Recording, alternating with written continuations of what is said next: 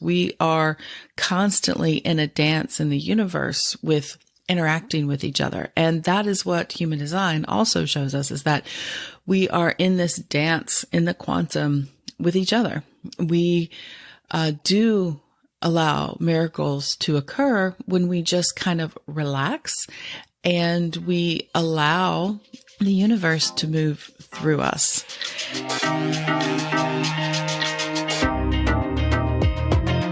Human design reveals who you are energetically and who you came here to be. I'm Dana, human design specialist. And I'm Haley, the human design newbie. Listen in as we explore how leaning into your authentic self is your ultimate path to success. Welcome to the Human Design Hive podcast. Let's get into it. Hello and welcome to today's podcast. So I think this is going to be my last solo episode for now. So hopefully, I'm pretty sure Haley will be back next week and we will be digging into a lot of these topics together. I can update you. I did try to get her on today, but she's kind of busy and getting back from her honeymoon and I guess trying to get right back into things. And so I did ask her last minute to join and whether or not it was the right time. And she did not have the time right now, but that's interesting because I'm okay with that. And it really also kind of leads into what I want to talk about today, about time, not our perception of time, but more of why we feel kind of pressured and that we are usually trying to speed up time or influence time. So it all got me started thinking about this yesterday, actually, because I was thinking about today when you're listening to this, that it is Halloween. So it's October 31st. And so I really did feel this pressure to get this out so that you could listen to this on Halloween because it's kind of relevant. Why is it relevant? Okay. So I was thinking about Halloween and I was thinking about how I was told when I was an adult that I actually was born late and that I should have been born a couple weeks earlier. So my birthday is November 20th. And so I took that to mean I should have been born around Halloween because I always enjoyed Halloween when I was younger. And then when the kids and everybody dressed up for Halloween and all the fun and getting away from just normal, identities, I guess, and being able to just have fun on Halloween. And I'm a little dark. I am a Scorpio, little dark. So it made sense to me more that I should have been born at Halloween. Now, I didn't take this too seriously, like I should have been born and something was messed up. I know that I was born at the right time. And as I discovered my human design and moving into all the elements of my chart, it's clear to me that I was born at the right time. This is when I was supposed to be here. It was on November 20th because that's when the stars aligned to bring me in my energetic form. But it got me thinking about this idea of being late and how often I feel pressured by time. And quite often, I know that a lot of us feel this way, that we are running out of time or we don't have enough time. We're always talking about time. And also this time of year, we, at least here in the United States, in the part that I live, we are going to be experiencing next week a shift in time, so to speak, where we roll the clocks backward, fall back. It's daylight savings. And at least for now, I hear it's changing next year, which would be interesting. But we are always playing around with the concept of time. And so I was thinking about why we feel this way so often about this time pressure and not being on time or having the right time, or it's too late, or I'll never get there. Does that sound familiar to you? Do you experience that at all? Because I think a lot of people do. And there's a lot of pressure on us to have it done already and to get there and to have it figured out and all these things. So I started thinking about it in the context of the chart, because there's a lot of things in the system, in our energetic DNA, that really does lend to this pressure, this feeling pressure. And to talk about the fact that we're never at the wrong time. And that doesn't come so much from my knowledge of human design. That really comes from lots of reprogramming of my thought systems and how I see the world. It got me thinking about the things I learned in mindfulness practice. And really, a lot of it is in my study of A Course in Miracles. And it had made me go back and look at a few things in A Course in Miracles, some of the quotes and some of the teachings.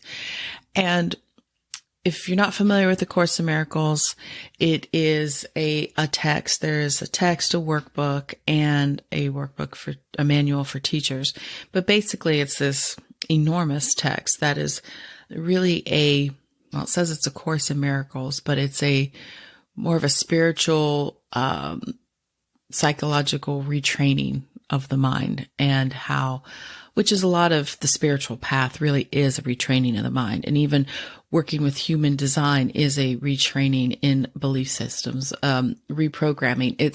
It's about looking at your life. All of these things are about looking at your life and seeing what works and what doesn't work, and understanding that a lot of what we believe is not necessarily truth. So in A Course in Miracles, it talks about miracles occurring naturally. And miracles really are when we step aside our own agendas and our own beliefs and really allow Source, God, whatever you want to call it, to move through us, to use us as vessels of love. And that miracles occurring naturally is about being in the space of love and forgiveness and non-judgment, and seeing what happens when we live in this space of not having it figured out and not knowing what's going to happen, and just see what happens, being available.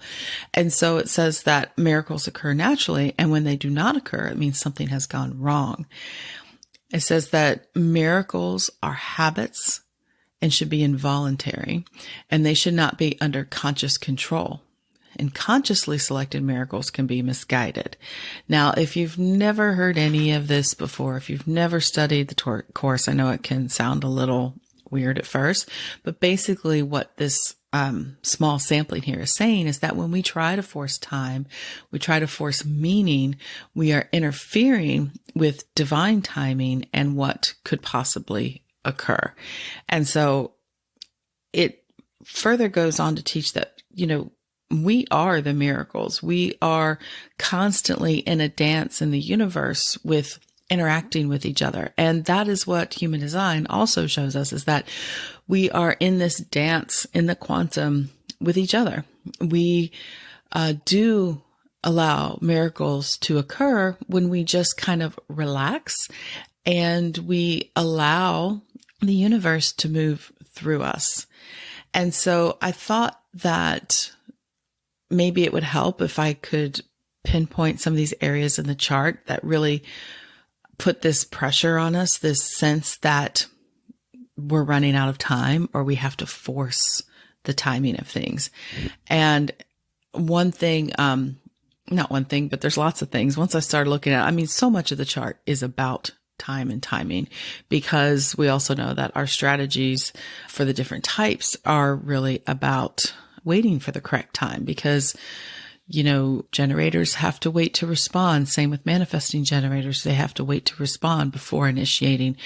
Projectors are waiting for recognition and invitation. And then reflectors, their strategy really is to wait the full lunar cycle. And that can seem like such a long time, and that you are maybe running out of time. And so there's a lot in the chart that requires us to be patient and allow divine timing to occur. So I noticed in the teachings and in the people I've interacted with that if you are a line 6 profile, quite often there is this pressure to complete your life mission. And even without the awareness of human design and awareness of having a line 6 profile, this pressure can still be felt because the line 6 is the role model, and in their fullest expression later in life, they are here to model what it means to be authentically themselves in whatever their design looks like. And so it's a triphasic life cycle, as we talked about. You know, there's the first 28, 30 years is experimenting. The next 20 years or so is evaluating and restoring and healing. And then after about 50 is when they have to come off the roof and really lead by example and share what it is they have learned in their life experience. And so there is this underlying pressure a lot of times with line 6s to hurry up and find what their purpose and their mission is, and that they constantly feel like they're running out of time and that they'll never complete their mission. But if you are a line 6, I'm here to tell you that you can relax in knowing that you will not fail your mission. It is encoded in your design that you will get there. Just like everybody, we'll all get there in time. We'll see. There's also lots of different gates. I mean, really, like I said, most of the gates deal with some sort of timing, but some specific gates. First of all, I'd say that deal with this top of mind was gate 1. And gate 1 is all about creative self-expression. It is being the creative role model, and it is learning all about authentic self-expression and connection with your life purpose as an individual and what you can contribute. And this also, in an unbalanced expression, can again lend to that feeling that you are failing at your life mission. You're trying to create something unique in the world and you struggle to find purpose. And it can make you tend to push and have this feeling of failing, as I said. There's also some other gates that stand out to me. There are a couple gates that are associated, especially with beginning, a lot of like starting energy. There's gate 53, the gate of new beginnings. And this is the person who is the serial starter. It is the beginning of things. And especially if, you don't have the full channel here, 5342. If you just have the 53, you just have this push and this drive to always start. And it can lead you feeling that you're running out of time. You're not getting things done. You're not getting things completed, but you're maybe not necessarily meant to do that. You're just meant to start. And so there's always this, energy there to get moving, to get things going. And over time, that could lead you to thinking that you are running out of time because there's this feeling of urgency to start. There's also gate 54, the gate of ambition. And this is someone who's always striving for success. And it's a fear of being overlooked. And so it can always be feeling that pressure to push, to strive, to do, instead of allowing through their strategy to see when is the right time to maybe act in order to ensure their success. There's gate 34, which comes off the sacral and has has 3 different connections, but this is that pure sacral power that wants to be expressed. It's a very potent energy, but if you look at where it connects, where it creates a flow of energy in the channels in the design, it connects to gate 57 of knowing, using your intuition to know when the right time to act, trusting your intuition, not trying to force it. It connects to gate 10, the power of, to use your power as an expression of the self. And it also connects to gate 20, which is in the now. And it's interesting to note that this 3420 is the quintessential manifesting generator, because it has that generator energy, that 34, that action response. But, it gives it, the ability to act through that connection in gate 20. But gate 20 is also the gate of patience. It's about being in the now. And its shadow side would lead you to be impatient in this feeling that you have to move and you have to act now.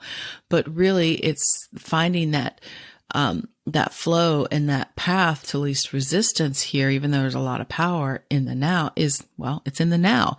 You have to rely on allowing source to bring to you the things you need to respond to so that you can act in the now. And you can't do that if you're in the past.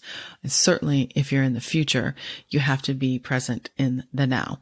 Those are some gates that come off the top of my head of creating that pressure on you, feeling like you're running out of time. So speaking of pressure and head, this always stands out to me as if someone, myself included, has an undefined head or root center or both, because the head center can create that pressure to figure things out, to know, to understand what has happened. It's always asking questions, and it's full of inspiration and ideas, but it also creates a pressure to have it all figured out. And then the open root, a root center is our center that works with the adrenalized energy and stress. And when there is an open root center, these people tend to feel a lot of pressure to get things done, to get into action, to relieve that pressure of that adrenaline, of that stress. They're just trying to get away from it. And so you can always feel, especially with the combination of these two centers being open, this immense pressure on you to get into action, to have it all figured out, and to have it done already. And so I can definitely speak to that, this feeling of failing, because you feel like maybe you have wasted time.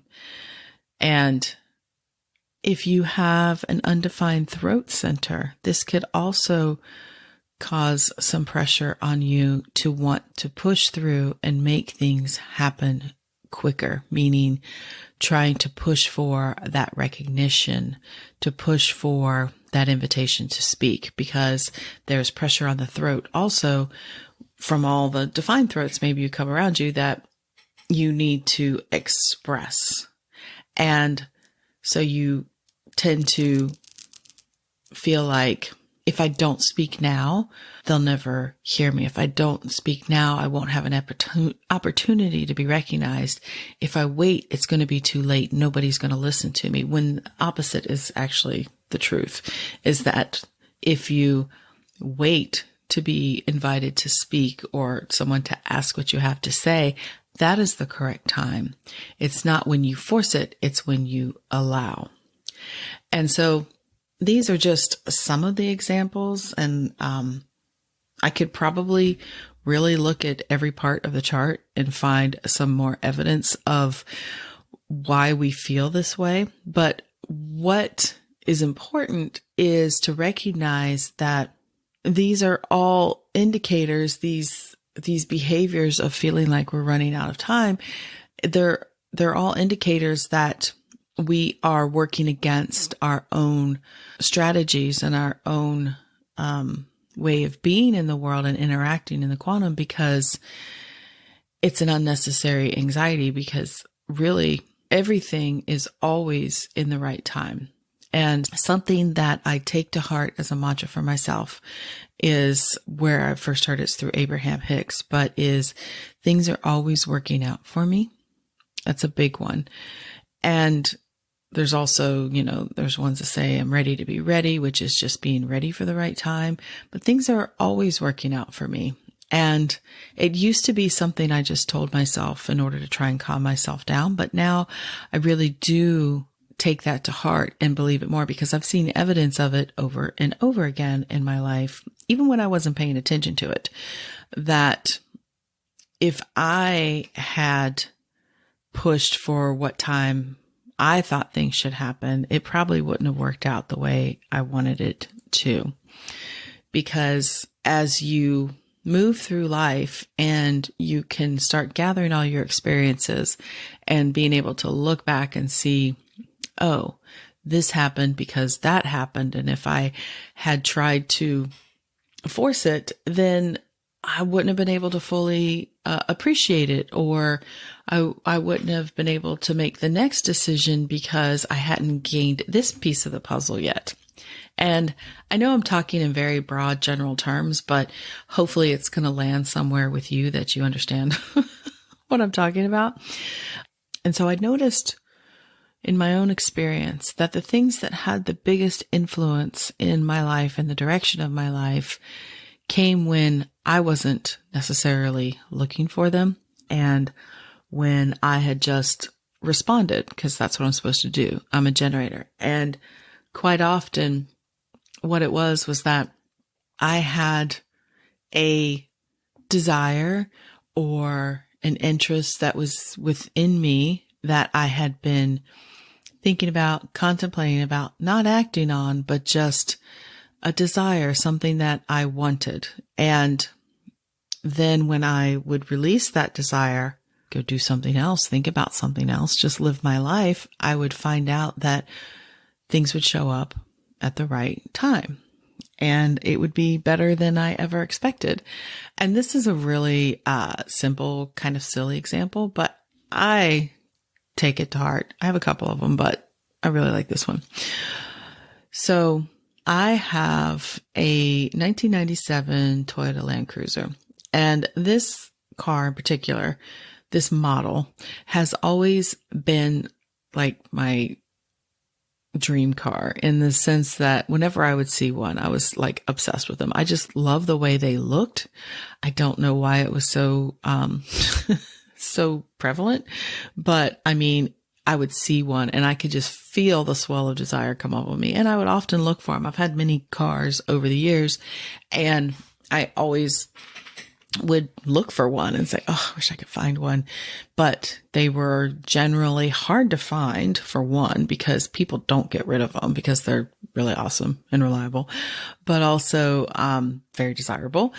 And if I would find one, it would be out of my current price range, so to speak. Certainly couldn't afford a new one, but I didn't want a new one. I wanted that specific like time. And so I made other decisions, went different directions. I just kind of, gave up on it and trusted that one day it would probably show up when the time was right, but I just didn't pursue it. And then several years ago, a friend of mine, a friend of the family, was showing off his brand new Land Cruiser, brand new to him. And it was the perfect Land Cruiser, in my opinion. Now, it wasn't the nicest one, it wasn't the newest one, but it was a 1997. It was black. He had done all these really cool things to it. Looked really awesome. I mean, it was still kind of a little bit of a rust bucket, but it was beautiful. And at first I was just so intensely like, so jealous. But then I relaxed back into trust. And I mean, cause I looked at that thing and I would say, that is my Land Cruiser. And I was a little irritated that it was his Land Cruiser and not my Land Cruiser at the time. But I just said, that is my Land Cruiser. And so come to find out, a couple years after that, so this was maybe 4 years ago, out of the blue, scrolling through Facebook, my friend has posted a picture of this Land Cruiser and said, hey, I'm selling my Land Cruiser. This is how much I want for it. Let me know. And I responded hard and fast to that call. Like I said, this is a friend of the family, so we're pretty close. So I asked my husband to go get it now, basically, because the price was just ridiculously low. But it was because he was ready to move on. The time for him, he had something else in mind, and he was willing to let it go. And within 24 hours, that car was in my driveway, and it was my car. And every time I look at it, I think of the power of the universe and waiting for the right time, of having the vision, of knowing what you want, having the desire, letting it go, and let the universe line up the right time for you. And it does come at the right time, because now it is my vehicle. There's not a lot of people always relying on me for rides or whatever, like when the kids were younger. And so it's perfect. It's perfect for me. I love it so much. And like I said, she's rusty, battery died earlier this week. It's comes with having an older car. Sometimes you worry about things, breaking or whatever, but it doesn't matter. It's mine. I love it. So anyways, that's one story. So my point being really with this whole episode is to really reassure a lot of you out there, if you are questioning about your life, and if you are running out of time, or if you feel like you're always pursuing things and never getting there and never having enough time, and just in this struggle really with trying to force and make things happen, is to remind you that there is absolutely no need to force. There is no need to push, because really at all times, your higher self, the universe, whatever you want to call it, God is conspiring on your behalf. You are always being led to the right thing at the right time for where you are in that moment, for what you need. So it can feel like we're failing, but when we learn to just relax and trust and allow, that is when magic starts to happen. And that is also why it is so, so, so important when you first start learning about your design, what is really just harped on all the time, pounded into our awareness all the time, is to trust your strategy and your authority.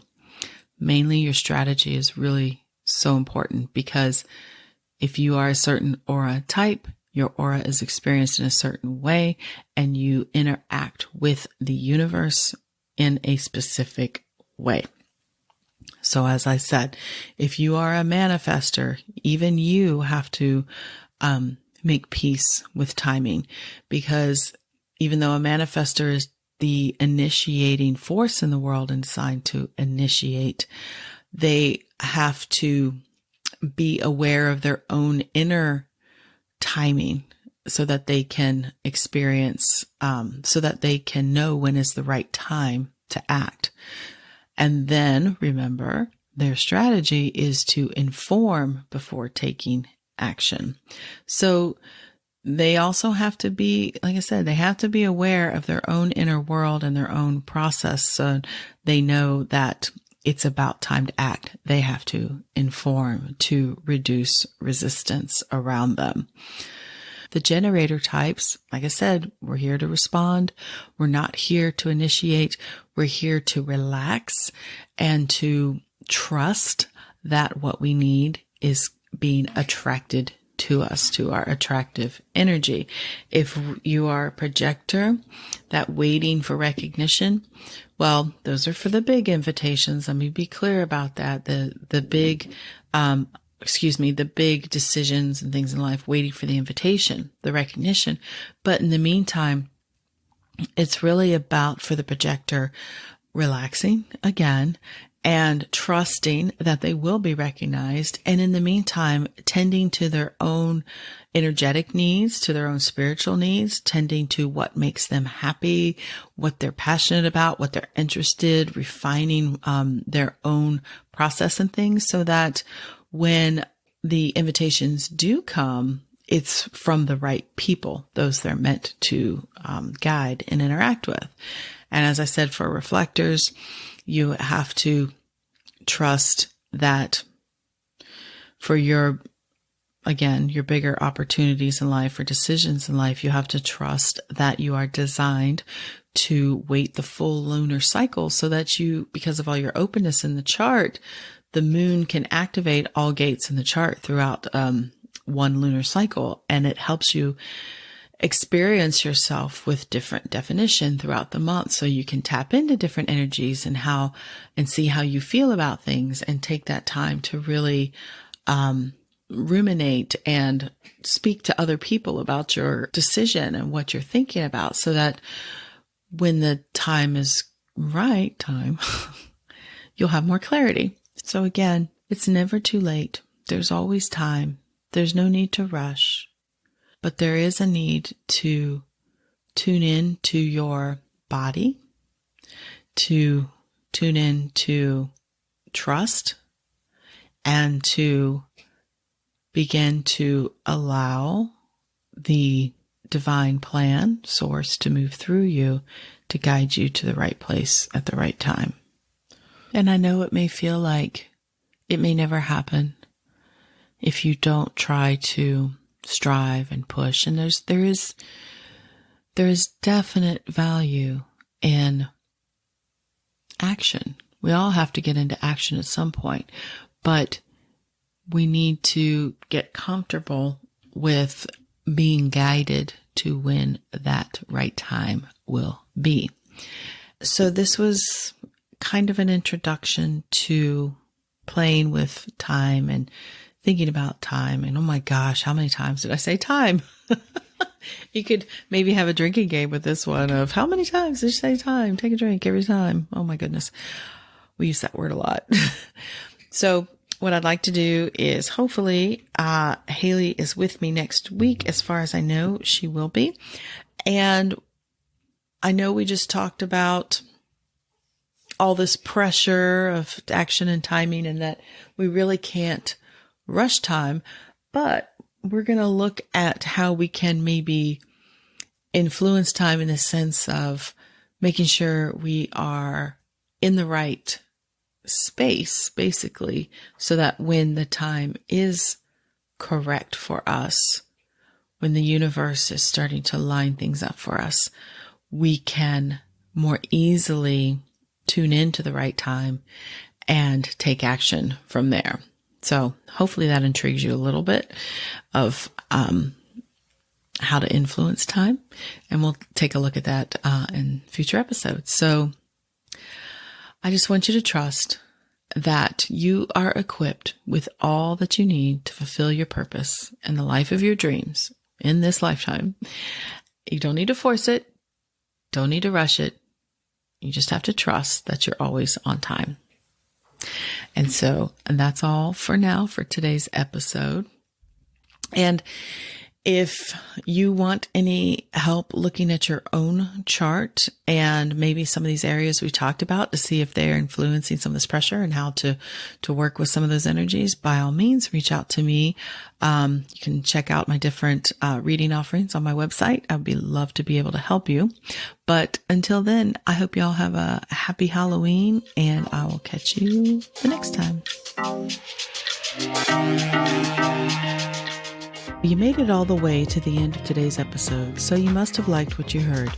If you did, make sure you subscribe so you never miss an episode, and perhaps leave us a good review. And if you know someone who wants to dig into all things human design with us, make sure you share the Human Design Hive podcast with them. We'd really appreciate it. Thanks for listening.